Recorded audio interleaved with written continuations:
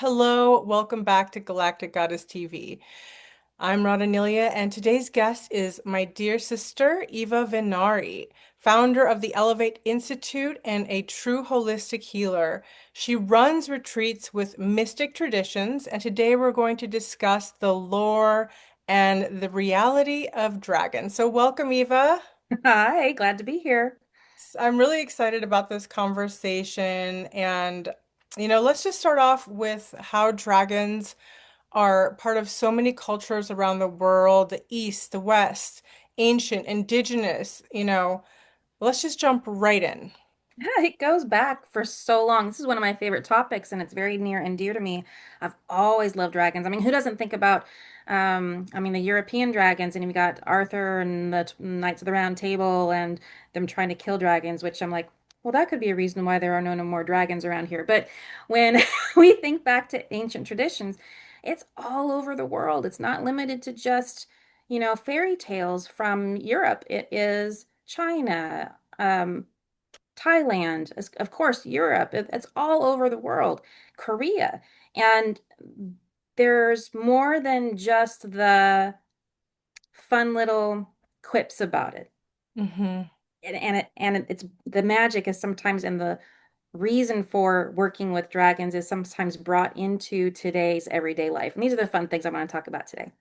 Ooh, I'm excited. So, you know, you look at history, you look at so much art, and it's all centered around dragons. It seems like it was a pretty big deal back in the day. And then all of a sudden, it's just gone from our world and our society.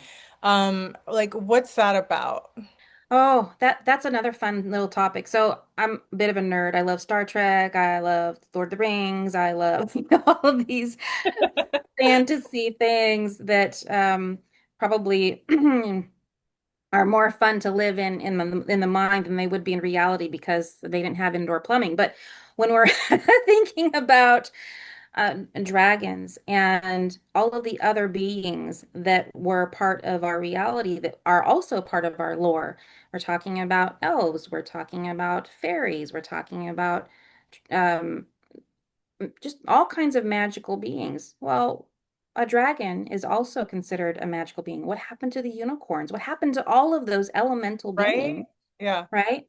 So, The Lord of the Rings was very pronounced about it. And they said, we're coming up on the end of our time together. If this was a true story, Mhm. if it were true, let's just imagine that it was, and that would help make everything make sense. So if it was true, then along came a time when it was just the time of man. And that means that all of these elementals had to leave Earth, in this case, Middle Earth, right? And the question becomes, well, where did they go? Hmm. They went to a different dimension. And I can sound crazy if you want, but that's okay. I don't mind. I'm all ears. I'm like, let's get into it because I feel the pull of the dragon. I feel that the dragon energy is coming back to Earth in such a big way that I feel that everybody's people that are tuned in are really feeling this energy and sensing this energy. And, obviously, Earth is probably we're like 3 to 5D, so they're probably on a much higher frequency. Not much higher. So we're, yes, in 3D, we operate here because we have these physical bodies, these beautiful bodies that require time to lapse so that we can grow and age and then move on. Time and space. So the space is the physical, earth that contains this physical body. We need the physical body for our spirit to live. And if these are the magic of how these two forces come together, the spirit body and the physical body with the earth, that's the 3D. So if they were here, I mean, we would definitely know it. They're big. They're large, Right. you can't miss them. Yeah. Um, in other dimensions, they could be perceived from our what's called the third eye, the theater of the mind. If we were to astral travel, I'm just throwing a bunch of topics out here because this is the way to find them in the 5D. So other world. could be multiple dimensions. Where they tend to hang out is in the fifth dimension. Mm. Yeah, that's why we have to raise our frequency. And those that are probably are feeling the feeling like this desire, this deep desire to know more, to remember. Because I think that there's actually a memory inside of us too, and so many of our memories we just don't have access to at Well, the, we don't think we have access to, but we all of us do. We're all part of the collective consciousness, where we go back to the universal laws and we talk about all is one. We Mhm. truly believe that. Then we have access to the Akashic Records, and the Akashic Records is that pool of memory Mhm. where everything is written. We talk about if you're Christian belief or Catholic, then you know Peter at the pearly gates with the book of life is the history of your life. It's the history of everybody's life, but that is the Akashic Records. And Mhm. that's where we can find a history of dragon and humans living um, more in synergistic spaces than in the ones where dragons aren't here to kill people. There's the occasional rogue ones who just like people, there's bad ones, but most of them they didn't come here to kill and eat us and Yeah, our virgins. I'm sorry, that's just not why they're here. right. I mean, there's such majestic beings. Um, I remember the never-ending story. Remember that was like kind of a dog, but it was like a Uh, dragon, and yeah. that like left such a big impression. I always thought about that, and then I got a dog that kind of looked like, but I think that that part of us, a child, it's also connected in some ways to our innocence, is what I'm trying to say. Like the part of us that hasn't been. So, Corrupted. yeah, corrupted, so tainted, and that part of us that still believes, because that's what I mean when I say memory, like people will be like, well, show me the data on that, right? And you're like, the data, you're gonna have to travel to. I'm more or less like, yes, I would love to show you data. I would really love to. And really it's about a personal experience. And so I'll Yeah. give you a story where people Yeah. have felt the presence of a dragon with them. I'll do some mystery tradition type healings that I offer, one of which you've experienced is the crystal body healing. Hmm. And in the crystal body healing, oftentimes I'll one of the dragons I work with and I'm not the master. So when I say dragon master, that's not me, that's them. They're teaching me magic, right? So the dragon master that is required for that healing will come in. And I've had one not too long ago. I don't remember who it was now. It's on my table, on my Reiki table, doing the crystal body healing. And I could see the smoke from the dragon just blowing across the body to clear Mhm. something out of the auric field. And it was here in the theater of the mind. To back it up, though, the person who was experiencing it got up off the table at the end of the session and said, was that a dragon that was blowing some like weird? And I'm like, yeah. So I'm not crazy. I'm not putting ideas in people's heads. You can have an experience, it's all yours, and feel safe in sharing that. And we can share that belief together because it's true. Mhm. So, yeah, they're not necessarily here in the 3D and sitting next to me and behind me, whatever, but they are definitely in a space that we share in a more etheric way, and they're here to help us. Mm. Oh, I would love to, if you feel comfortable, let's, I would love to hear your experience because you have such a unique, powerful experience, but it's only at your comfort. It's unique and at the same time it's not. So I'll share the introduction. I've been introduced to mystery teachings for many years now, before COVID, and I was introduced to the idea that dragons are possible to be in your reality, and I thought, well, since I love them so much, that that would be enough to bring them in and that I could work with one. And after 3 or 4 years, it was just not happening. So I says, okay, maybe that's not for me. And it was one day when I went into meditation and I was just getting to the place. If you ever do meditation sitting up and you just close your eyes and you go into the place where it's just all black. Mhm. That's like the astral field, right? It's where you start. It's not where you end up, it's where you start. And all of a sudden, I look over to my left and there's this huge yellow eye, and I mean 3 feet. That's an eyeball of 3 feet. Now put a dragon into that. So I saw the eye and the eyelashes. The eyelashes. Dragons have eyelashes. They're not reptiles. Reptiles don't have eyelashes. That tells you. And I could see the little clusters of scales all along the eye that were starting at a dark maroon, and then they go to a brown, and I didn't have long to look, but I memorized. I mean, that's a memory that I have that is now a snapshot in my mind of his eye. And I remember like being very startled and knowing the body was safe. The astral body was up in meditation out of my body. And I remember connecting with my higher self, and I'm like, hey, I think there's a dragon in my astral field. And he goes, my higher self is a male. And he goes, yeah, he's here to protect you. I'm like, what kind of trouble am I going to be getting into with a dragon that size? So that's how it starts. Now, here's the fun thing. Dragons communicate telepathically, so you don't hear it here.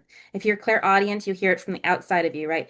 Telepathic happens like in between. You have the third eye, which gives you the theater of the mind to see, and then the clairaudience, which gives you the sound, and you might hear words spoken to you very, very close to your own ear, like somebody's right here speaking to you. But this happens inside the mind. Mhm. And all of a sudden, I heard this wonderful voice. What do you mean? What are you going to do with the dragon? You don't do anything with dragon. Dragons are the masters. You're the and he was getting upset with me. We were instantly connected, and I could hear him. And I'm like, okay, I obviously upset you. I did not mean to. But this was a fun for me later in hindsight. We both laugh about it now. For this dragon and I to learn how to communicate with each other, and it was a very interesting progress of trusting what I was hearing inside my head, is telepathy, that it was his. And they don't have a lot of patience for you to like, oh, can you repeat that? I'm not sure that heard that right. And he was like, you know what? Go get a book.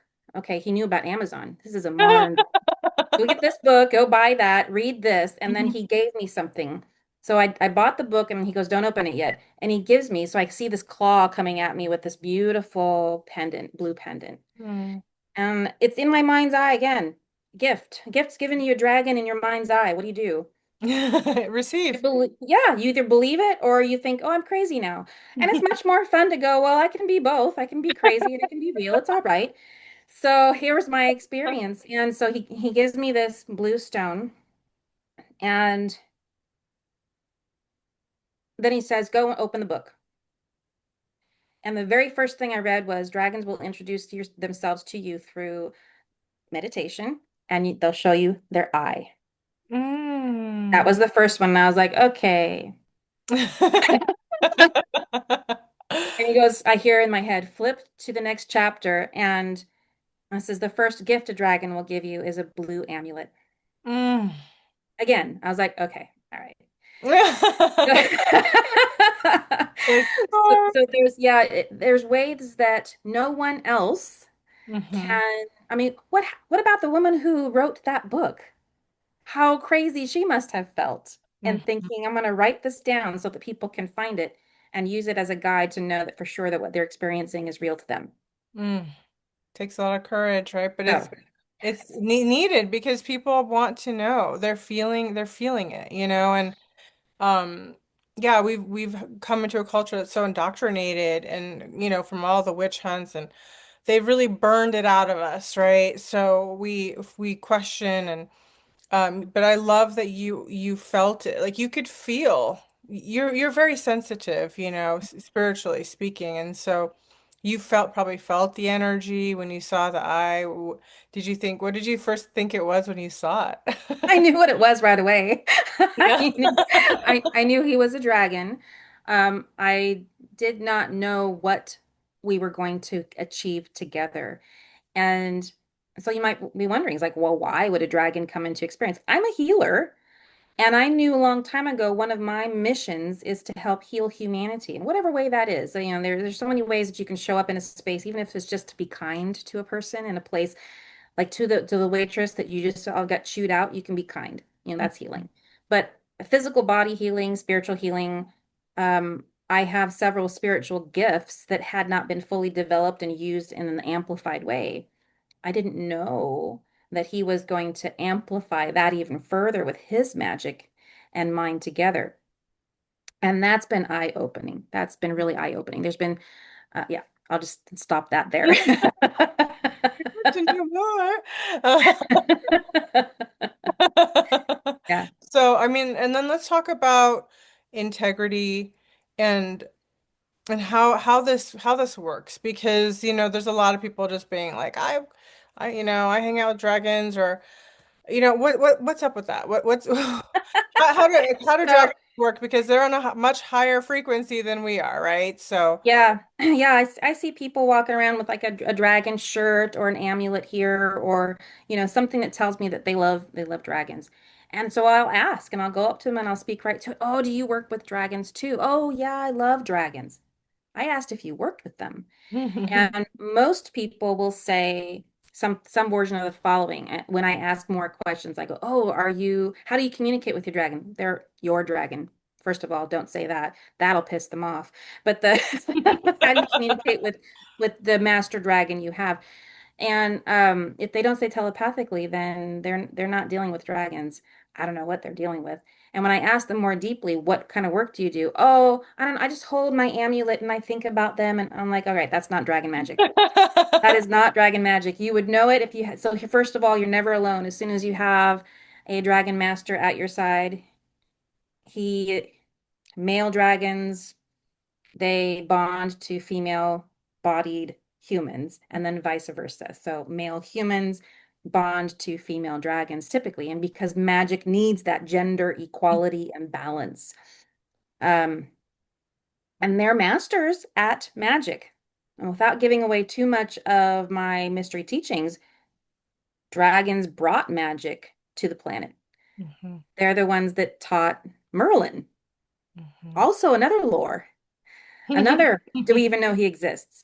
Lots of people have witnessed, you know, this man. He's written in history, just like many, many other history pieces that we don't know for sure are real because we weren't there to touch and feel. But we can go back to the Akashic Record. We can have experiences today that reflect all of that.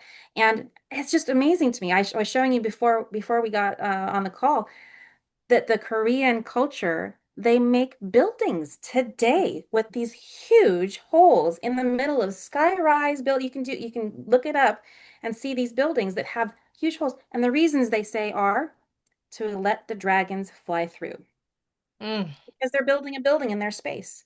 And so And they you want to showed me some of those pictures. I was like, that is so crazy. I've never seen those pictures before, you yeah. know? I don't think anybody's ever really talked about that. You want me to share? Yes, I would love that. Yeah, let's find that. Let me see, cancel. Get to the right screen so I'm sharing the right page. That would be terrible if I wasn't. Share. There we go. Share. Yeah, so you can see these are all Korean buildings that have been built specifically so that dragons can Wow. fly through. Look at that. So many. So many. Not one, not two, not a few, many, many. It's just part of their culture. They seem to get it. They understand it. Wow. That gives me the And chills. yeah, I think it's fun. Um, but for them, they must have some correlation with making sure that they respect the Hmm. dragon's energy, to be seen as having integrity to respect them at Hmm. their place. And so that's part of our integrity. It's like when we want to work with a dragon and we just say, "Oh, I work with dragons." Okay, you have to hold yourself to a higher accountability. Dragons do not have time for, as I mentioned, they lack patience. So there's no such thing for them as you dealing with shame, grief, guilt, fear, if you're going to make decisions from those places, you're not ready to work with dragons. And they know it. You will not see an eyeball appear to you from a dragon if you are not emotionally, mentally, and spiritually mature. Hmm. Right. Yeah. And also, having integrity in other ways too. Like if you're doing things to hurt people, harm, bring pain and suffering to others, I don't think that the dragons are going to want to work with you. They will just basically remove themselves from your presence if you start to do anything that looks like what people would call black magic, bindings, love magic, any kind of thing that takes away free will. Hmm. And they have their own they have their own integrity system that they work by, and it basically comes down to this: harm no one, do as you will, harm no one or yourself. That's it. Don't harm yourself. Don't Yeah. harm anyone else. Don't take away free will. If you have to ask what harm means, you're not ready. Yeah. Right? Oh my goodness. I think that's so important to know because I bet a lot of these, people are thinking they're probably working with dragons, but they're probably just working with demons. Yeah, we don't know. And so I heard about and saw the attraction, and like you, I felt this energy coming forward where maybe now is the time when more people are wanting to work with them, don't know if they're working with them or not, want a clearer connection and want the skill set and tools to build Mhm. that relationship. Very often when I'm working with individuals, especially in my restore sessions where it's their spiritual healings, um, the person's dragon master will come into the session and ask for an introduction and acceptance. It's like I want to work with my human now, kind of. And I get the opportunity to introduce people to their spirit guides. And Mm. that's what dragons are. Dragons, their main focus is to protect you. So if you're doing any work in the world that is healing work with, oh, gosh, any sort of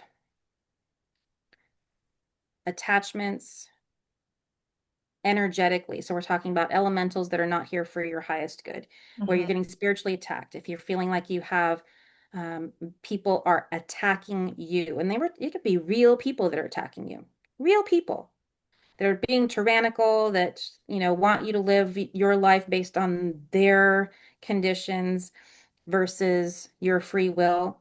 That requires some spiritual integrity and protection. So if you want that kind of protection, prepare yourself for a dragon master, and then you can work with them to make sure that your work in the world is brought forth and protected.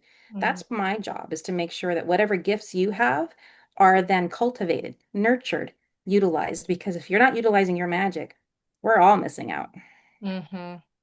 Absolutely. So what do dragons actually bring into healing to energy workers' spiritual development for those that It's it's been a mixed bag. It's very interesting. So here, I'll tell you what it's like with this analogy. are It's like every morning having a full list of things you need to do with your car or whatever automobile that you need for that list of things to go and do, all of those tasks. You get that exact automobile for the day. So say you need to just go yourself really fast, then you've got your motorcycle. But you need now different day. You've got to do a group something. And now you've got the nice big van. That's what it's like. I've been in healings where I'll start the what I call a restore session, not have any clue what is about to happen for the person that I'm healing because the dragons have an agenda. They know what the person needs, and so they're putting together their plan. And very often they'll have a whole list of things. Here's the homework of the person. This is what they need to make sure they do for their home space, make sure that it's kept this way.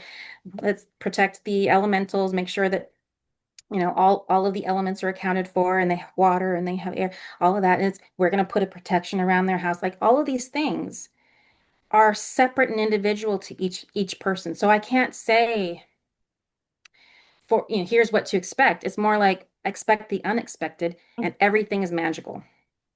Mm, that sounds fun. I like adventure. Yeah, I gave up on trying to one ask for what is the plan ahead of time. There's no need for me to be prepared. I have to trust that what's about to occur is exactly what needs to happen because that's what I pray for. So Mm-hmm. when I'm bringing someone into a healing space, I'm creating that holding a space that's sacred and then preparing myself to be the clear conduit through which whatever magic needs to happen for this healing to the highest good of the person. That is what allows for the magic to come through. Amazing. Yeah, And so it's so, not me doing the magic, it's them. why do you think that the dragons are coming back in such a big way, where people are feeling the nudges, they're feeling the energy, they're having these flashes? Like, why now? I don't know. I mean, I could come up with all kinds of fun things, and I think the most mature answer is I don't know. What I feel for myself is it's all about evolution. Mm-hmm. It's all about maybe bringing things full circle. Mm-hmm. Maybe the battle between good and evil is coming to a head and we're going to need bigger guns. I don't know. I don't know. But it's pretty exciting nonetheless, you know? And I do feel that a lot of spiritual guides and warriors are coming in because it is coming to a head, really, truly. The spiritual war is getting its, you know? So yeah, bring the big guns in. They are the big guns, and I have fully enjoyed the unfolding, to use some very new age language. It's the unfolding of the relationship and what it means to me and how that has advanced my business and given me purpose more so than the purpose I already had. Like I already had a really cool purpose. Thank you very much. But, but the dragons bring a whole nother layer to the healings and to be a part of their mission in joining with us, like even wanting to help us with this. They don't have to be here. Hmm. They don't have to be here. They are much more intelligent than we are. They're much more magical than we ever thought we could be. We have to rise to their level of worthiness to work with them. And that means holding ourselves accountable to a higher standard. So I believe that is good for humanity, Yes. period, because you can think of, I'm sure you can, 10 times more people that do not hold themselves to a higher accountability Mhm. to the one person who can that you know. Yeah. So it's offset. And part of the mission is to help reverse that. So Hmm. that when somebody is difficult, mean to others, puts others down, is greedy, is whatever, controlling, all of those toxic ways has nothing to do with toxic masculinity, all of that other junk. It has to do with toxicity, period. Yeah. When we see that shifting, how is that not healing humanity? Exactly. Exactly. The scales, right? We have to kind of we really need to balance these scales because I think a Yeah. lot of people have been pulling it forward while a lot of people have been trying to pull them down. This is nothing new, though. If we look back in our history over millennia, we can see the greed of different tyrannical leaders and the Hmm. cycles that we go through as communities and civilizations. It's like we have history, guys. We can go back and look at it and we can see how we're repeating ourselves. And just because we personally didn't live through it doesn't negate the fact that our ancestors have and that we might want to look at doing something other than what our ancestors did. Yeah. So unfortunately, here's the deal. We have leaders in today's society that are all of the toxic things. Hmm. And then we look at general public. They don't have anybody else but these toxic leaders Hmm. to follow. So you Yeah. can't hate the public. That's like hating the sheep for following their sheep herd. You can't Right. do that. So be the better sheep herder Hmm. Hmm. and take your position. Be the leader that we all need and watch how the sheep go from following the toxic to following the healthy because it's much more attractive. It's Hmm. much more fun. It's much more loving. It feels better. There's no reason why not to. Yeah. So take your leadership role. And that's part of what we're here to do is to help clear the way, get rid of anything that makes you feel unworthy, give you the most power and the ability to take your gifts and make them shine, nurture them, learn how to use them, help other people, whatever that is. You've got your own idea, you've got your own great story that's in your head. You visualized it, you dream about it, you breathe it, you eat it. Your friends are sick to death of hearing you talk about it. It's time to put it into practice, you know? Exactly. Now is the time. Now is the time. We need it. We really, really do. Well, I just want to say thank you so much for coming on, and people can connect with you and maybe do a session and learn more about dragons and Oh, yeah. Yeah, well, I'll be creating. I have a Dragon Master's Initiation course that a person can take to raise their integrity, learn how to live themselves into a higher level of accountability, and be introduced to the Dragon Master that wants to work with them for whatever magic they're wanting to bring in. that's so So, exciting. We'll put all your yeah. information below. And thanks so much for coming on. Everyone, have a beautiful day or evening wherever you are. Much love. Bye for now.